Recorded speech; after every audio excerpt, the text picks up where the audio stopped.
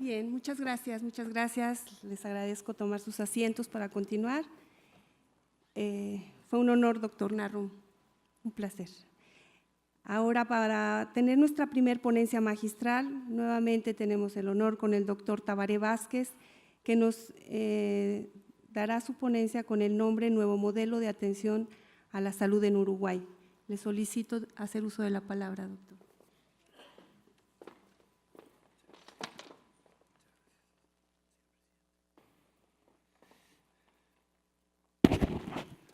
Muy buenos días para todas y todos ustedes. En primer lugar, les ruego me permitan expresar la profunda unción que siento, que experimento en este momento, al estar en esta casa que es sede de la Academia Nacional de Medicina de México, academia que es reconocida ampliamente en el contexto internacional, que es respetada y que ha sido también para nuestro país y para el gremio médico uruguayo, como integrante del mismo lo puedo expresar, modelo de seriedad científica y de desarrollo del apoyo a la actividad médica. Realmente es una emoción poder ocupar este podio en la mañana de hoy.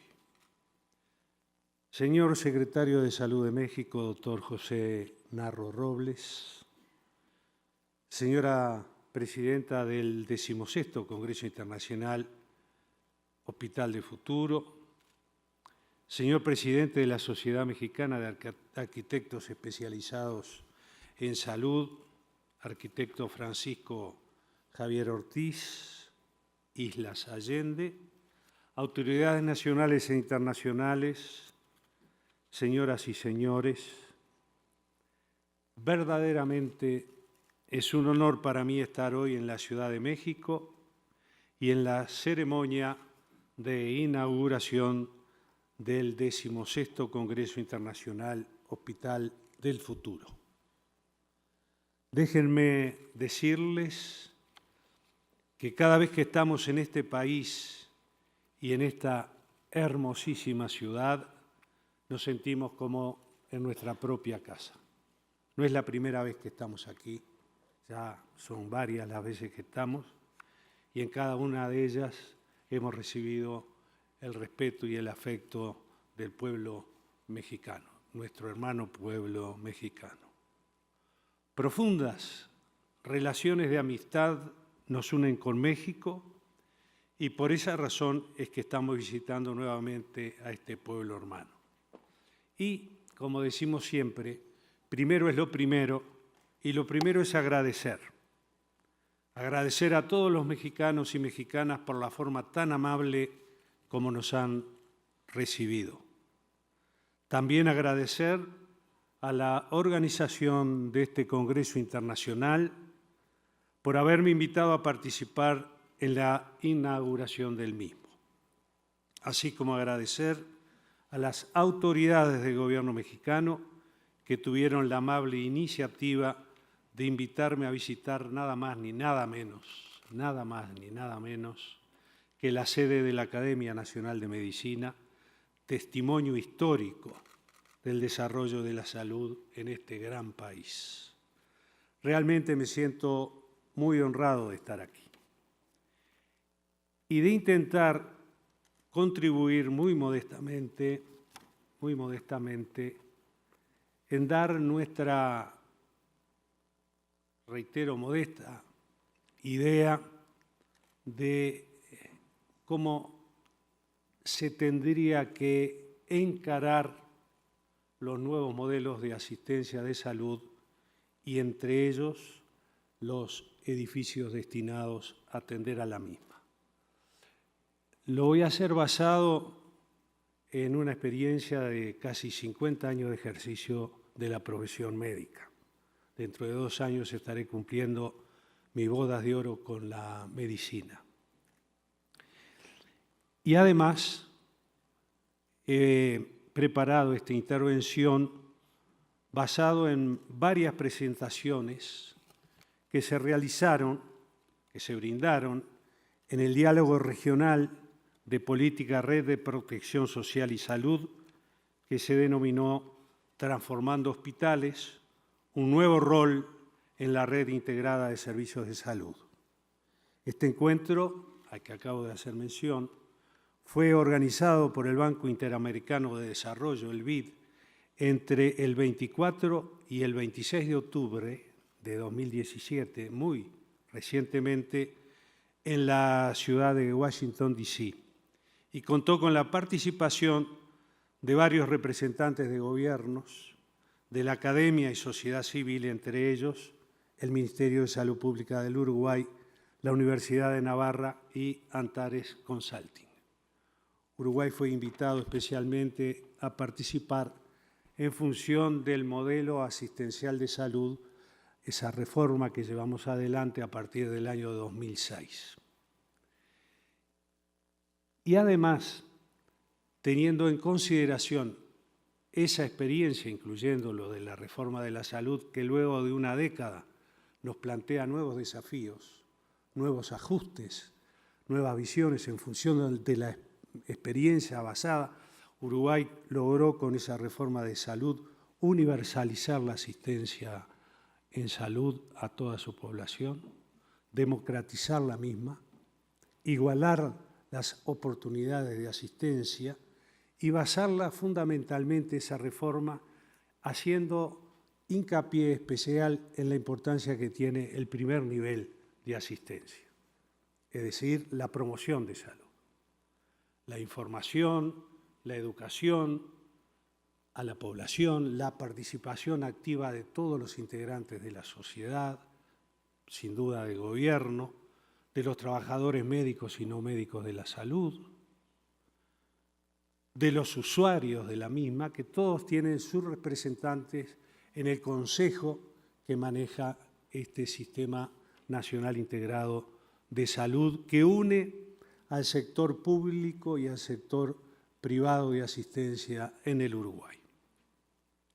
Esa experiencia es uno de los elementos que aportan a este planteo que haré, y también teniendo en cuenta el mapa sanitario universal y una realidad que vive el mundo que nos está obligando a repensar todo el sistema de salud y todos los elementos que confluyen en el sistema de salud de los países.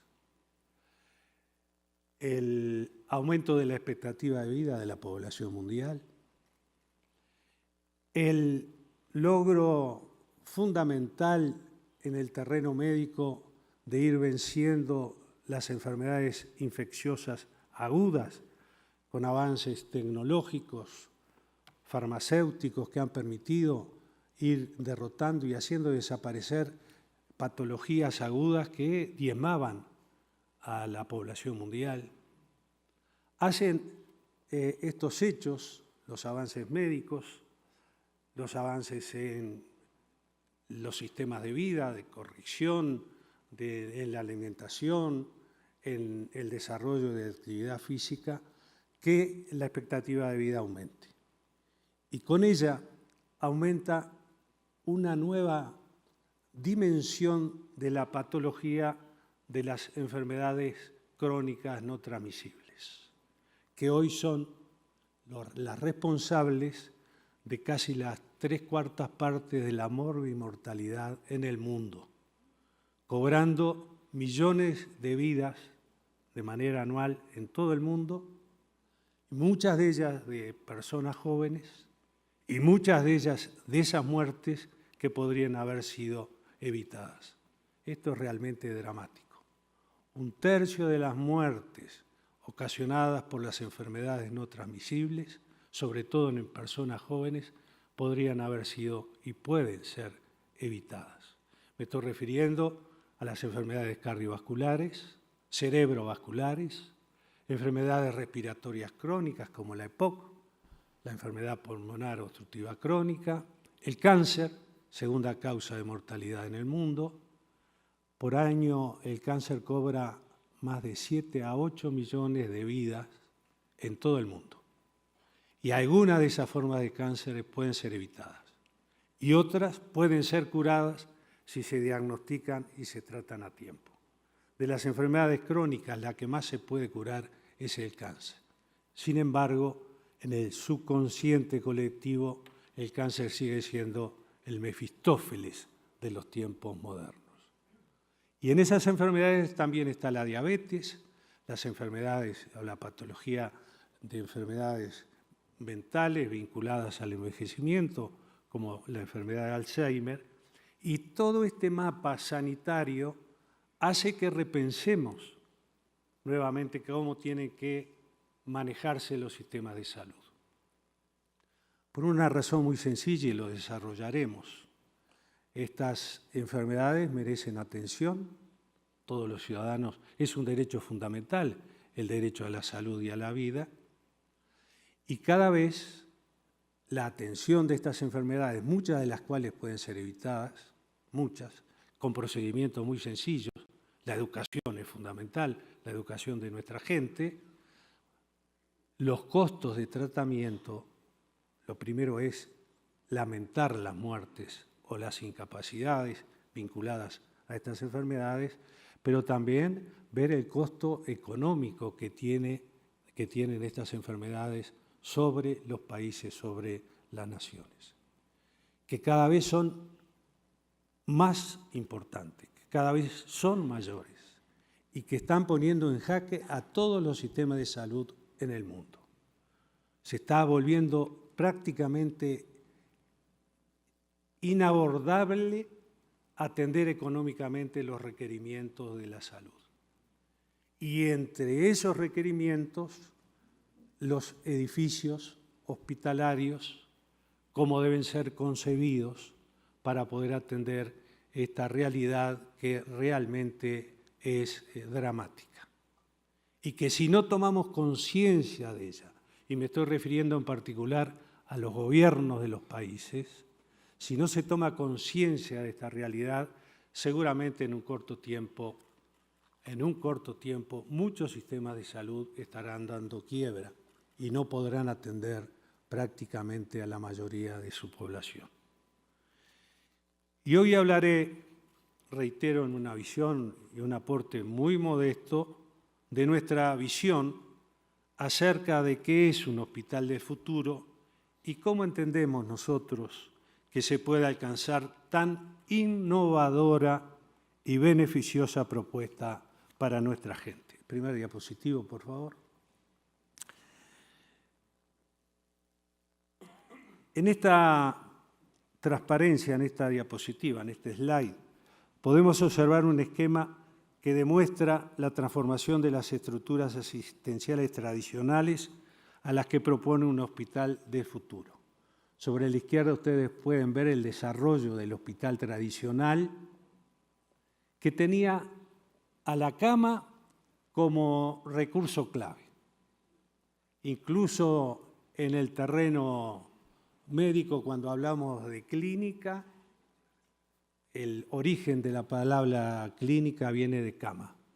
Y el centro entonces de preocupación en los hospitales tradicionales era la cama en la que se recibían a los enfermos, y muchos hospitales eran catalogados o medidos en función del número de camas que tenía.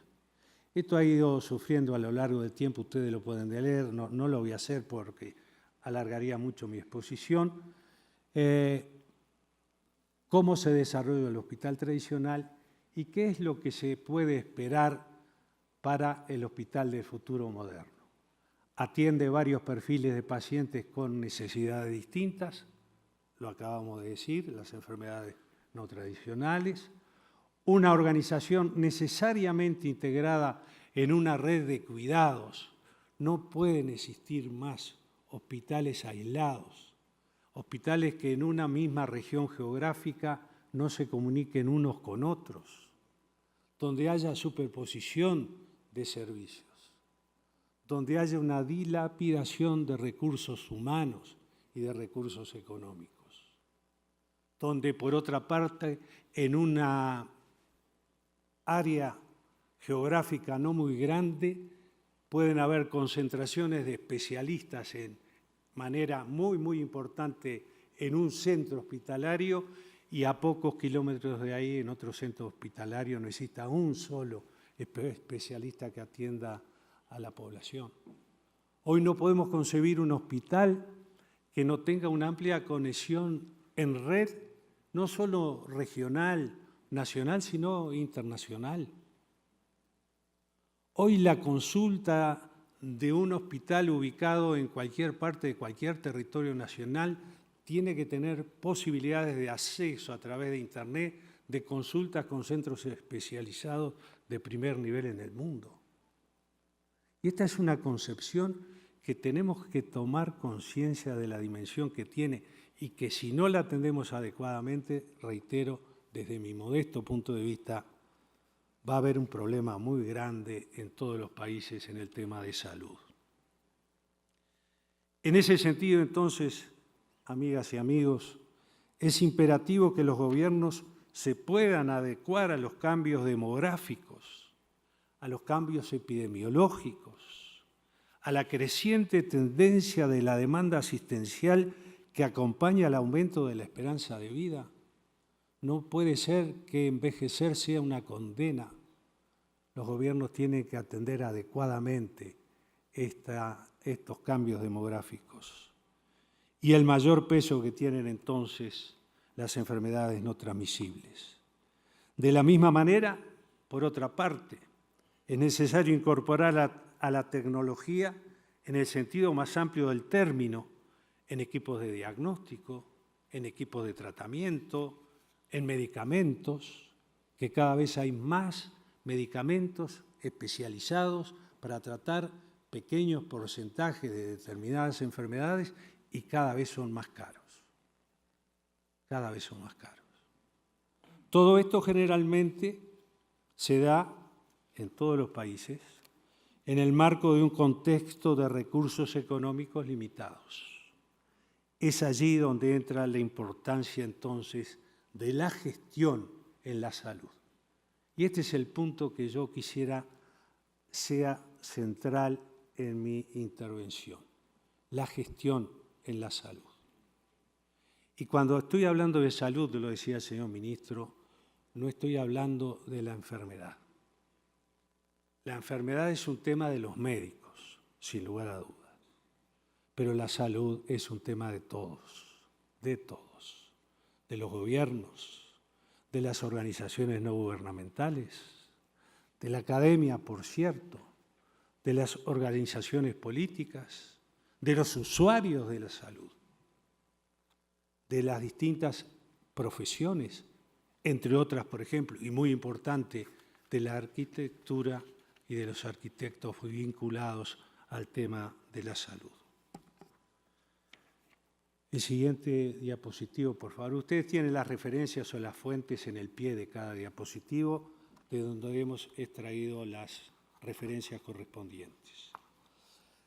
Y la salud pública, no escapa a las megas tendencias de carácter general de nuestras sociedades modernas. No solo no escapa, por el contrario, generalmente las lidera.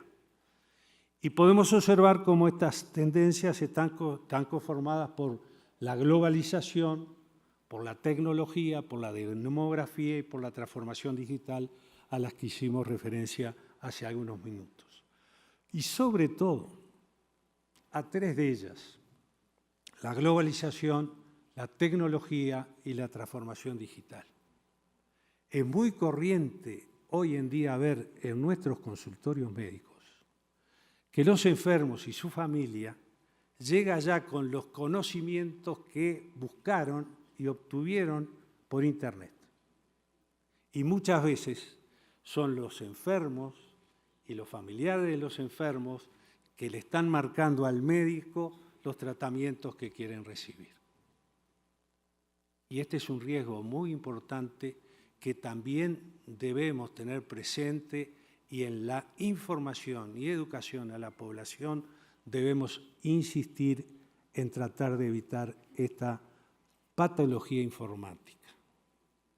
Voy a dar un ejemplo, no quiero extenderme mucho, por supuesto, no quiero abusar de vuestra paciencia, pero voy a dar un ejemplo de la experiencia personal que hemos vivido en el desarrollo de la medicina, en particular la oncología. El cáncer de pulmón es uno de los cánceres que prácticamente hoy en día es incurable. Los porcentajes de curación del cáncer de pulmón son muy bajos, aún diagnosticados, entre comillas, a tiempo. En el cáncer de pulmón no hay un diagnóstico temprano, no lo hay, porque el cáncer de pulmón está situado en la esponja circulatoria sanguínea y rápidamente, antes que tenga una manifestación clínica, ya está diseminando todas sus células tumorales por el resto del organismo. Y en general, cuando se hace el diagnóstico del cáncer de pulmón, ya está diseminado y lamentablemente con los procedimientos terapéuticos de hoy en día no se puede curar. Pero lo dramático es que se puede evitar. Es el cáncer que más se puede evitar, solamente de una manera, no fumando. Sin embargo, vivimos esta realidad y hay varios tipos de cáncer de pulmón y algunos medicamentos muy caros atienden exclusivamente un pequeño porcentaje del número de cánceres de pulmón. Pero la gente va a internet, pone cáncer de pulmón y, claro, los laboratorios médicos hacen publicidad de sus medicamentos y ven que hay un medicamento que se pone muy claramente ahí, favorece ese 1% de tumores de pulmón, pero el que tiene un cáncer de pulmón o la familia cree que ese medicamento, aunque ese enfermo no esté en ese 1%, se puede beneficiar. Y entonces le exige al médico que se haga el tratamiento con ese medicamento. Y si un médico le dice no lo puede hacer porque no sirve, además tienen complicaciones estos medicamentos, va a otro médico, y al final hay un médico que se lo receta. Y no solo no mejora la situación del enfermo, sino que a veces la agrava. Y esos medicamentos nuevos, basados en biología molecular, cuestan cientos de miles de dólares, que los gobiernos, a veces por indicación del sistema judicial, se ven obligados, aunque dicen que no se lo van a otorgar, a otorgárselo. Y entonces se dilapida una cantidad enorme de dinero en algo que no va a ser útil para el enfermo. Mientras en el mismo momento, en el mismo lugar, en el mismo país, en la misma población, a veces no hay dinero suficiente como para comprar una vacuna antimeningocócica que va a salvar miles de vidas de niños pequeños. Entonces, en el drama de la concepción actual de la salud, estos factores juegan un rol muy importante y fundamentan entonces que la herramienta más importante que tenemos que llevar adelante entre todos, es llegar a impulsar el primer nivel de asistencia en salud, que es promoción de salud. Informar a la población, educar a la población, buscar un diagnóstico oportuno para aplicar un tratamiento adecuado. Si esta concepción se asienta, vamos a apreciar muchas menos camas en los hospitales del futuro, porque vamos a poder atender mucho más en las policlínicas regionales, en proximidad y en la cercanía con los enfermos, con la familia y con la sociedad. Y entonces esos grandes hospitales de 20 pisos o extendidos, que a veces el personal médico tiene que hacerlo con patines, porque están tan extendidos como pueden estar en altitud, obligan a decir que no son esos los hospitales que hoy en día necesitamos. Necesitamos hospitales como centro de referencia regional y necesitamos locales, hospitalarios, menores, periféricos, en red, trabajando en conjunto, atendiendo eventualmente en distintas especialidades en grupos específicos, conectados por Internet, no solo regional, sino nacionalmente e internacionalmente, y en esa red poder de manera cercana atender estas situaciones. Miren, queridas amigas y queridos amigos, en más de 50 años de experiencia médica en hospitales, porque antes de ser médico fui practicante en medicina y trabajé en hospitales públicos y privados, les puedo contar, son anécdotas, pero se las puedo contar para tratar de graficar lo que intento decir. En algunos hospitales públicos de distintos países, porque lo he hablado con colegas de otros países, ingresa un enfermo por un cuadro agudo, se atiende el cuadro agudo, se supera el cuadro agudo, el enfermo comienza a recuperarse y llega el momento del alta. Y ahí pasaron días y días. Y cada día de atención hospitalaria tiene un costo, y un costo cada vez más importante. Y muchas veces es atendible, ¿verdad? Pero no es la solución. El enfermo se recuperó, sanó, pero no tiene posibilidades reales de tener una vivienda adecuada, no tiene a veces un trabajo, no lo ampara la seguridad social y nos dice a los médicos, si yo me voy, ¿a dónde voy a ir? Y voy a recaer en la enfermedad nuevamente. Y entonces los médicos, ¿qué es lo que hacemos? Y lo dejamos internado unos días más, una semana, 10 días, 15 días. Está muy bien, desde el punto de vista humano. Ahora, ¿qué costo tiene esto? Porque los hospitales entienden que tienen que atender los casos agudos, en general. Y esto pasa. Y pasa también en nuestro gremio médico. De repente intervenimos a un enfermo el lunes, lo tenemos internado 3, 4, 5 días, marcha bien el enfermo, se llegó el viernes y de repente nos fuimos sábado y domingo de descanso y nos olvidamos que teníamos que pasar por el hospital el viernes a darle el alta al enfermo. Y entonces el enfermo tiene que esperar hasta el lunes. Pobre el enfermo que quiere irse. Pero pobre también el sistema hospitalario que va a tener que pagar a 2 días más de internación a un costo realmente alto.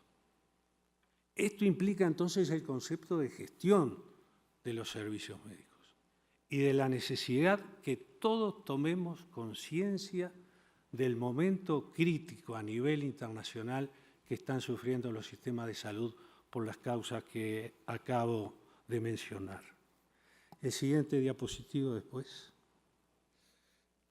Después de esto nos tenemos que plantear cuáles son los retos y los desafíos para mejorar los procesos y avanzar hacia un hospital de futuro.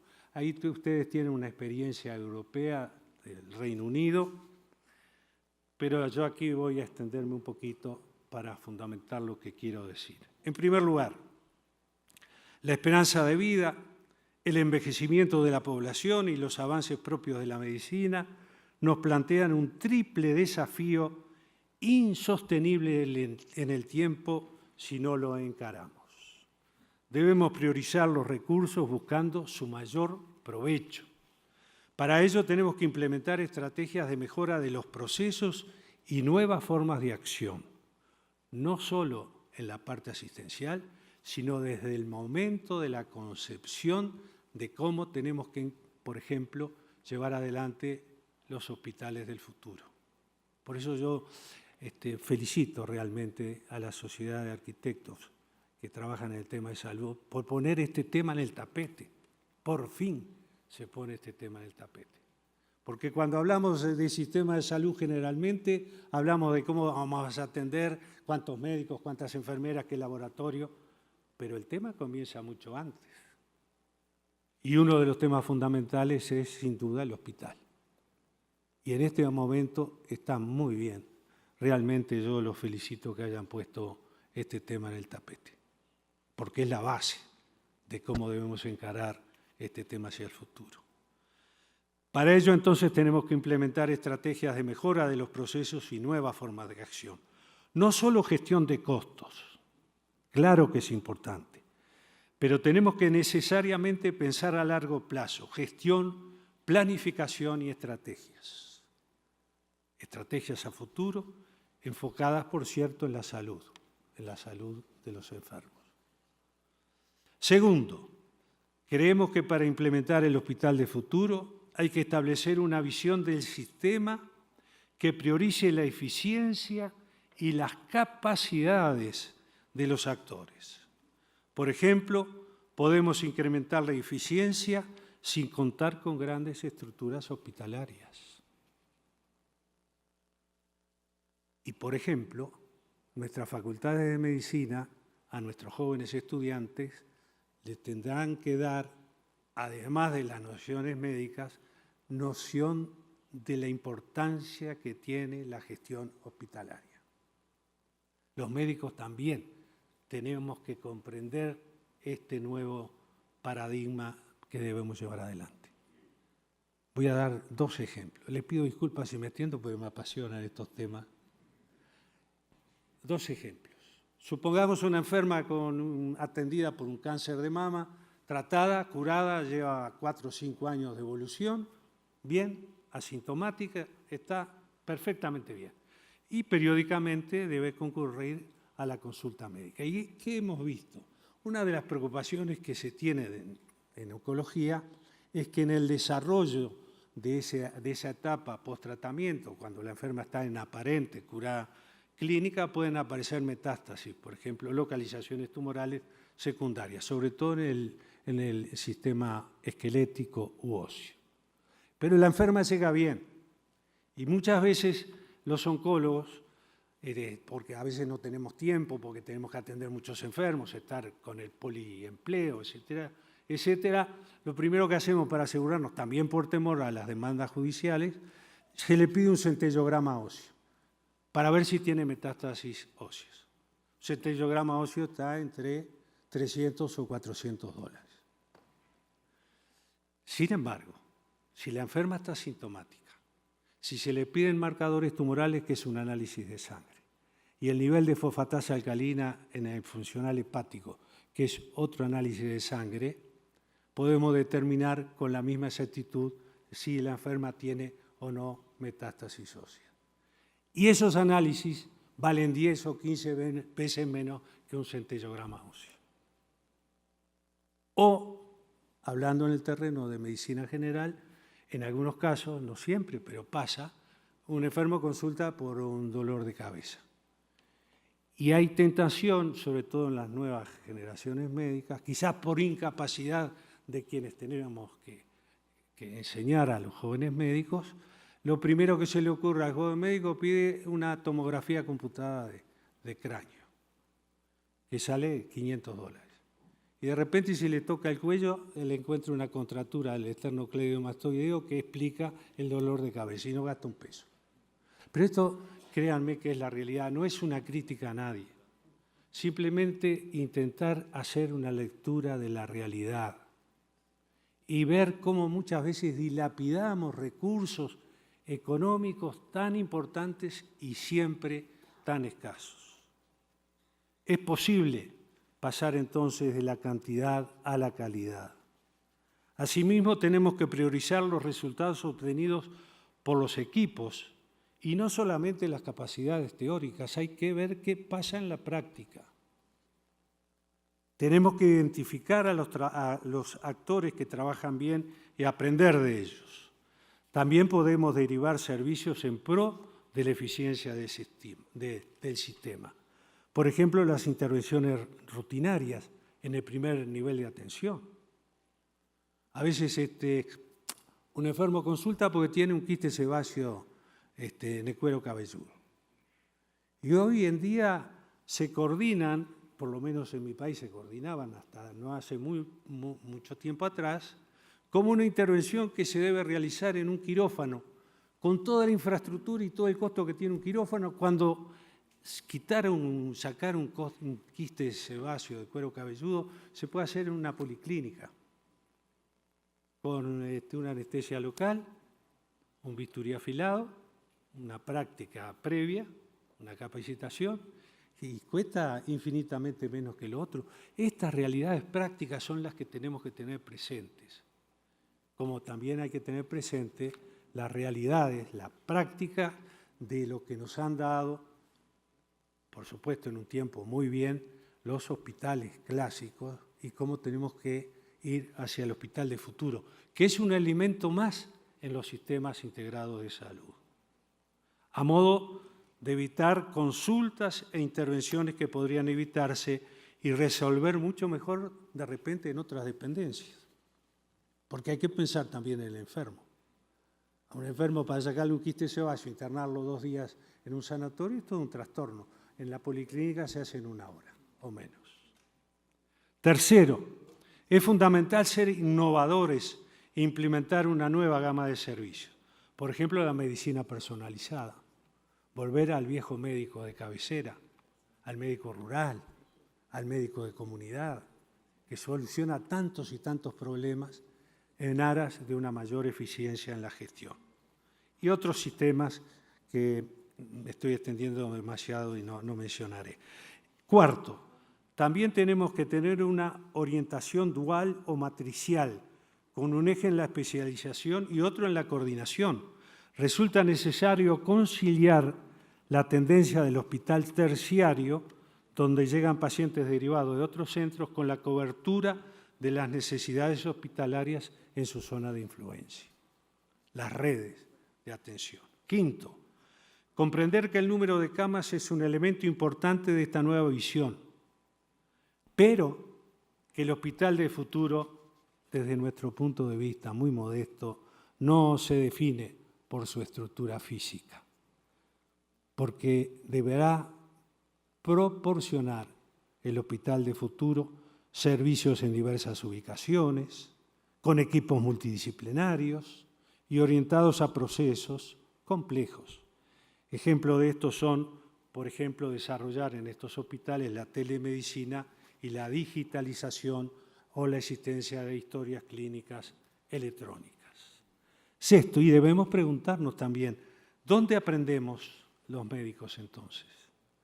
¿Cómo lo hacemos? Y los más veteranos también plantearnos dónde enseñamos. Para estas preguntas, las respuestas están en los centros de referencia, en innovación, en tecnología y en servicios.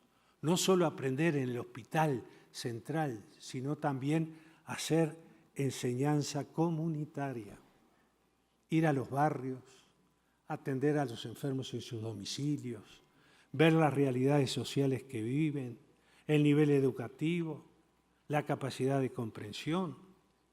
Esto es gestión de los hospitales. En mi país, en este sentido, actualmente tenemos un proyecto de ley en el Parlamento que ya fue aprobado por la Comisión de Salud del Senado uruguayo. Asimismo, es necesario que el hospital sea un centro de generación y difusión del conocimiento. Para ello se debe participar en redes de investigación con otros centros locales, regionales e internacionales, como decíamos. Y séptimo, cerrar la brecha entre clínicos y gestores dentro del hospital y en la red de servicios integrados es un tema clave, fundamental, ya que los clínicos en general, como lo decíamos, no participan de la sostenibilidad del sistema. Los médicos a veces, no todos, pero yo hago el mea culpa, cuando estamos en un hospital atendiendo a nuestros enfermos, a veces ni se nos pasa por la mente la gestión que debemos cumplir para proteger al sistema para que éste pueda sobrevivir. Y tenemos que capacitar a los nuevos médicos para que tengan este concepto de gestión administrativa en su enseñanza. Aquí es importante la formación y el modelo de reclutamiento por concurso. En ese marco, los profesionales médicos tienen que tener un nuevo papel en la gestión de los centros, dándole un mayor peso a la profesionalización y a la formación integral en gestión clínica aplicada. El factor humano siempre es clave en el sector salud y particularmente a la hora de estar cerca del paciente en el marco de un concepto de calidad asistencial, pero auditable. Lo primero es el enfermo, sin duda. Darle garantías de que se va a cuidar su derecho a la vida y su derecho a la salud, pero también pensar en todos estos otros elementos a los que hacíamos referencia.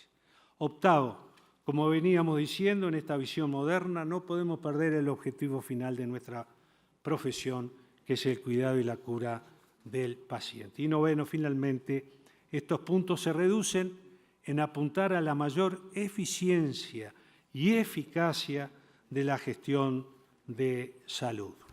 Para ello, desde el punto de vista de los profesionales, todos los profesionales, el tema de salud es un tema de todos, y todos tenemos responsabilidades e importantes acciones para llevar adelante. Pero desde el punto de vista de los profesionales debemos apostar a una mayor colaboración.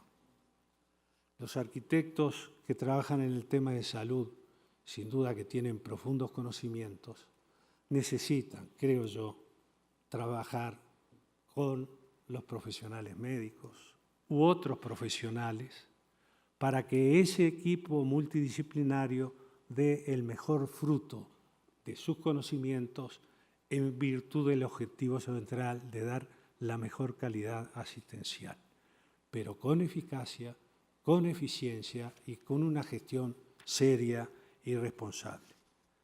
¿Por qué en algunos países las enfermeras pueden, por ejemplo, hacer cosas que nuestras enfermeras no hacen? Me refiero, por ejemplo, a vacunar. Hay países del mundo desarrollado que las enfermeras vacunan y muchos países del mundo subdesarrollado que si uno le pide a la enfermera que vacune no lo hace porque dice que no es su trabajo. ¿O por qué en los servicios de emergencia móviles tiene que haber siempre médicos cuando a veces con una enfermera especializada podemos solucionar los problemas y que haya en ese momento un médico presente? Siempre que haya hospitales de futuro trabajando en red con múltiples centros regionales para atender rápidamente a los enfermos. ¿Por qué contamos con una superpoblación de especialistas médicos en determinados lugares del territorio y en otras zonas alejadas de las ciudades esto se escasea? Debemos cambiar nuestra mentalidad en gestión eficiente y sostenible. Y por último, amigas y amigos, el próximo diapositivo, por favor, hablemos ahora sí de dinero. ¿Dónde está concentrada la gran parte del gasto sanitario de los sistemas de salud? ¿Dónde está la mayor inversión en salud? Está en los hospitales. Se estima que entre el 46% y el 82% de los presupuestos públicos de salud en América Latina y el Caribe fueron destinados a tratar pacientes hospitalizados. En mi país tenemos el Hospital de Clínicas, que es el hospital universitario. La Universidad de la República, que es pública en mi país, recibe presupuestos del gobierno nacional. Bien, en esa Universidad de la República está la Facultad de Arquitectura, la de Ingeniería, la de Química, la de Farmacia, Odontología, Agronomía, etcétera, etcétera, ciencias sociales. Bueno, las 3/4 parte del presupuesto universitario en mi país se la lleva al Hospital de Clínicas. Las 3/4 partes. Si habrá que prestarle atención a este tema. No obstante, lo más preocupante es la considerable ineficiencia que existe en la atención de estas instituciones. Hablamos que entre el 13% y el 59% de las hospitalizaciones son inadecuadas a nivel internacional. Entre el 13% y casi el 60% de las internaciones, si se evalúa internacionalmente, son absolutamente inadecuadas. Y esto está hablando de la ineficiencia de nuestros sistemas. Es esencial que midamos el desempeño de nuestros hospitales e identifiquemos dónde podemos mejorar. Los sistemas de información son esenciales a efectos de medir los resultados en términos de calidad y control del gasto. Tenemos algunas otras precisiones, pero creo, y les pido disculpas, me he extendido demasiado. Pero quisiera simplemente rescatar un par de conceptos. La enfermedad es tema de los médicos, pero la salud es tema de todos. Hay un nuevo paradigma en la salud pública, que la tenemos que encarar en conjunto, que la tenemos que encarar todos, el gobierno, la sociedad civil organizada, las organizaciones no gubernamentales, la academia y las distintas profesiones. No tiene destino el trabajo en salud de los médicos aisladamente. Creo también modestamente que los arquitectos que trabajan en salud no pueden trabajar aislados. Yo sé que ustedes requieren, y lo han planteado, el trabajo multidisciplinario y el trabajo en equipo. Ese es el camino. Ese es el camino real. De lo contrario, los sistemas de salud en poco tiempo en todo el mundo estarán quebrando. Y los perjudicados serán los de siempre, los más pobres. Muchas gracias.